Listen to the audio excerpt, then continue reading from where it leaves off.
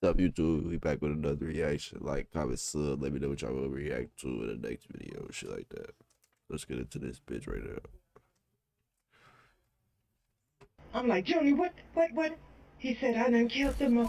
And my heart dropped. I said, what are you talking about? Where are you? He said that he cut him up with a machete. Guests at the Country Inn and Suites in Bedford, New Hampshire. Nigga got cut up with a machete, y'all. Oh my Jesus Christ. What the fuck we done got Are ourselves into settling down for today? a quiet evening indoors when the peace is suddenly shattered. As investigators gather the facts, they're unaware of another utterly harrowing secret hidden inside one of the hotel rooms. The following report is based on police records, and most of the footage has never been seen before until now. Please note that while the following CCTV footage is intense, it does not show anyone being physically harmed or injured. Shortly after 4:30 on August 21st, 2021, two men check into the hotel. The one on the left is 28-year-old Nathan Cashman, and the other is 42-year-old Theodore Lucky. It's already a big ass age difference right here. What is you doing with it? You 28, you 42. What is you doing with a 28-year-old nigga? While nothing seems amiss at first glance, one of these men harbors murderous thoughts about to be unleashed. And I mean, from the time I seen this guy, I don't know. I just had a bad feeling about him. Creepy. You know it's some creepy shit going on, bro. You 42, he 28. What the fuck can you do for the nigga? Fuck is you talking about? Minutes after this encounter, a Fucking witness in room freaks. 312 hears hair-raising cries from the hallway on the third floor. It sounded like a man screaming at the top of his voice, help me, help me. And several times, 3 or 4 times. And then I heard somebody, it sounded like footsteps following him, behind him. And then I heard silence, but I heard like banging, like somebody was hitting the walls on the hallway a couple times. Then it was silent. And this is all things that you heard?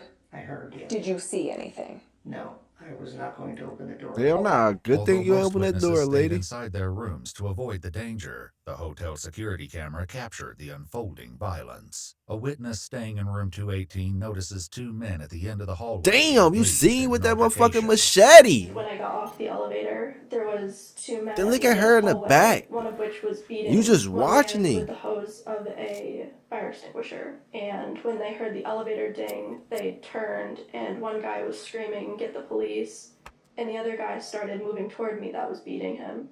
So I ran to my room as quick as I could and got in with my key. And then I called the main desk about 8 or 9 times and couldn't get through. And then about 10 minutes later, I had police knocking on my door. Photographs taken of the crime scene show glimpses of this encounter near the second-floor window as guests struggle to avoid the bedlam. One of the witnesses describes a desperate decision Nathan was forced to take in a panicked attempt to save himself. And when I came out, I look up. I said, oh man, this dude jumped out the window trying to save his life. You know what I'm saying? There's blood all on the window. The frame of the window's on the ground right there. And then that's when the other maintenance guy that's here was sitting in his car. I went over and told him, I said, man, did you see that? He said, no, I didn't see nothing. I was down on my phone. I said, man, look, dude just jumped out the window 2 minutes later. He jumped out the.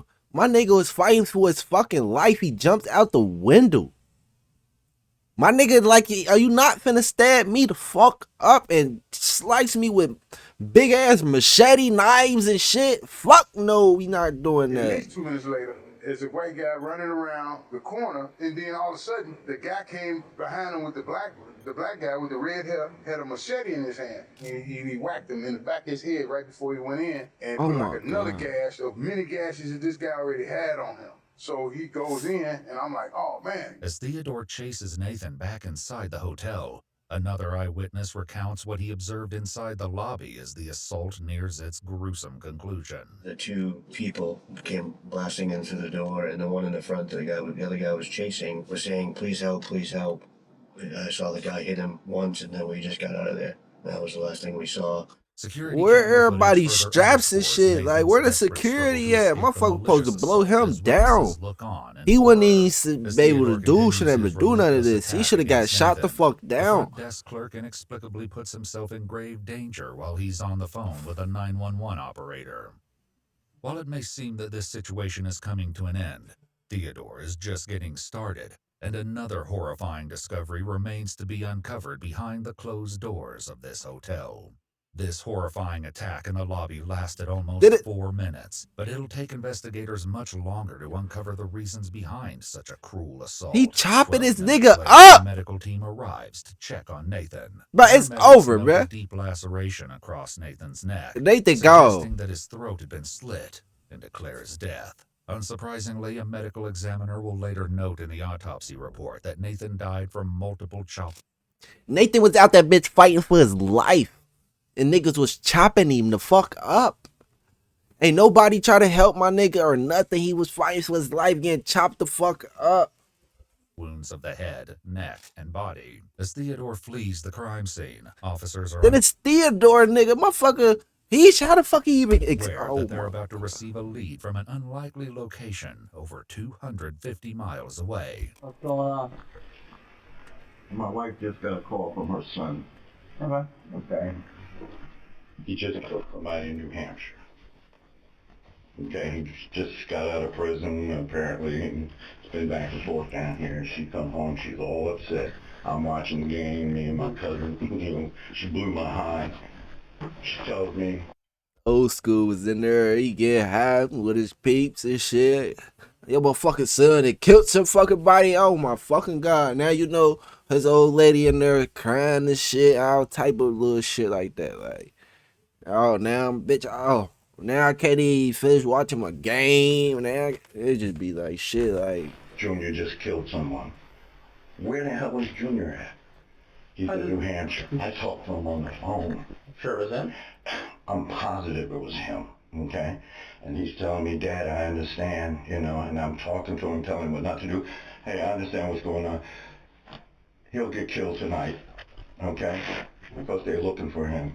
More officers from the Asbury Park Police Department in New Jersey arrive on the scene, and Theodore's mother, Vivian Brown, relays vital information. I got a phone call from my son. He was hysterical. He was cussing, and my son don't cuss around me. He's like, Mom, you was f***ing right. You was f***ing right.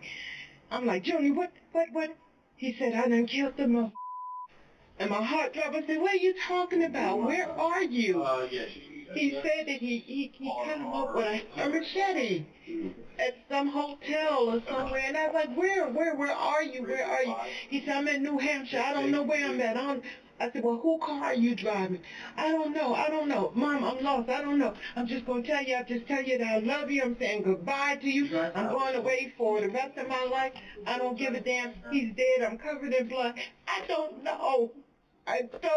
see, put his motherfucking mama through all this motherfucking stress and shit. AI writes my copy in seconds, but resizing a video still takes 3 tools and a mild Dumbass. breakdown. As New Jersey officers dispatch this information to the New Hampshire State Police, Vivian shares more about Theodore. He just got out of prison Mother's Day weekend, May the 7th. Has he ever acted out like this before? That's why he was in prison the last time. According to online reports, Theodore was convicted of sexually assaulting a 13-year-old. Nigga shouldn't even have been out of jail. You already got fucking sexual assault crimes against little ass kids, bruh. It be shit like this. This is shit I be talking about. Stupid, dumb shit. Why the fuck is he out of jail? That's 30 years minimum. Minimum. You touch a kid, 30 years minimum, but you only get to see the daylight. Minor In a hole, 30 years in a hole. What He else? pled guilty to 2 Fuck out counts of of here. kidnapping and served a portion of his sentence in the Northern New Hampshire Correctional Facility, where he met Nathan. Do you know anyone by a Nate or a He Nathan? just got That's out his of boyfriend? Okay. Evidently, they were lovers in prison. Oh my Shocked fucking by what their god. son has just admitted to doing, Vivian has reached her emotional limit with Theodore. I understand. I'm not. Honey, as long as he's alive, I did look at it. Okay? She don't even want to He hear. took that boy's life and should have took his right along with it. That's the way I feel about it. You don't go around here killing nobody. I don't care what they do to you. You don't take nobody's life. I understand You it, don't honey. do that. I just don't want him to die for being stupid.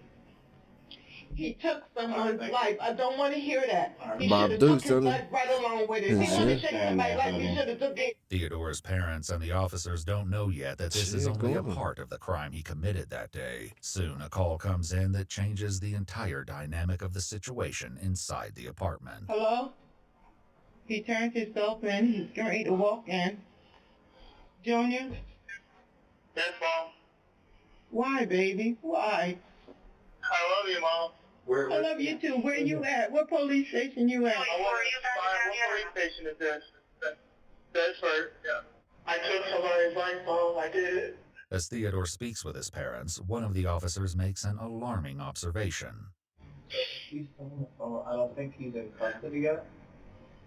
Junior, whose phone are you on? My phone. You are in handcuffs?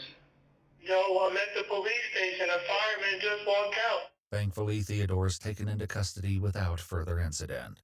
As detectives escort him into an interrogation room and read him his Miranda rights, they will soon confront him about yet another bone-chilling discovery made at the hotel. Blood all over his fucking body. Boyfriend. Okay. All right. How long have you guys been dating? Over 3 years. Okay. He's definitely gone. You tell me that you get that information from me, and I'll tell you anything. Bruh, you know this nigga dead, bruh. You done chopped the nigga up. Fuck is you talking about? Don't piss me off. What happened tonight? You done chopped niggas up. That kind of caused this. I was hurt. Yeah. He got out of prison a few weeks ago. Theodore claims that he drove from New Jersey that morning to see Nathan and arrived at the hotel around noon. We'd like to know what the interaction was in the hotel room. Yeah, we started arguing about him yelling at me. While Theodore shares about the incident, officials also know there's more to his story as they explore the timeline of events. This nigga, they got him. They got the nigga Dunkin' Donuts, and you don't get none of this shit, nigga. Starve. Fuck is you talking about? In the hallway, or was it down into the lobby? Or could you help us understand where things? Blood all over. He was slicing this nigga up. In the hallway, in the hotel. Big machete. Are you stabbing, or is it more like a hitting, or how would you describe it? Hitting. Just with no motherfucking yeah. Every fucking where. Everywhere. Crime scene photographs show the bloody machete Theodore used in the slaughter. But shockingly, Nathan was not the only victim that day. While officers were interviewing witnesses at the hotel, they discovered shocking security footage showing Theodore checking into the hotel earlier that day with 60-year-old David Hanford. What are you doing with a 60-year-old, dude? What the fuck is going on here? But David didn't know that he was walking into a nightmare. What would really help us is there another person? Who's this other person? Later reports state that David is Theodore's ex-boyfriend and has known him for decades. Theodore later claimed that David believed they were at the hotel for a romantic weekend and knew nothing about his plans for Nathan. Who's the other gentleman that you were asking about? Is he... Dave? Okay. Where was Dave? In the room. So Dave was also in the room? In another room. Oh, okay. Did he come up with you from New Jersey? Okay. As officers started clearing the crime scene, they received information that there may be a second victim. As they cleared the hotel's third floor, they knocked and received no response from one of the rooms. Upon opening the door, officers found David completely incapacitated. So you're in the hotel? Nigga, you done killed Dave too? Oh, yeah, nigga, it was on. Yeah. Okay. And did he do that sort of voluntarily, or was that something that you decided to do?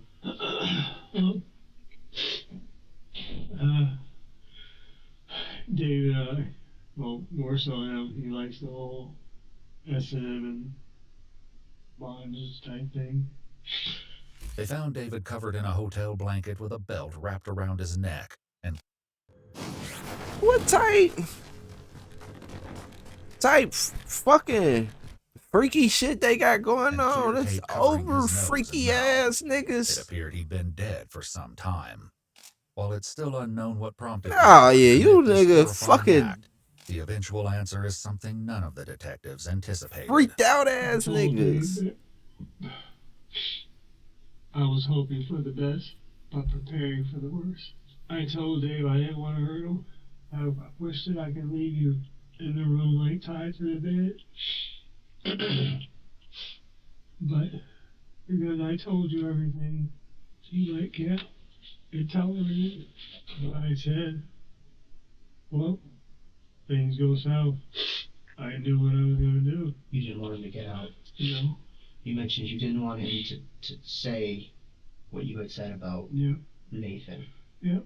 Theodore claims that he kept David inside the room and eventually suffocated him to death because David knew about his plans. He feared that David might have escaped and warned Nathan about the impending attack. But to Suffocated understand this what old motivated man. Theodore to attack Nathan, detectives must explore their relationship.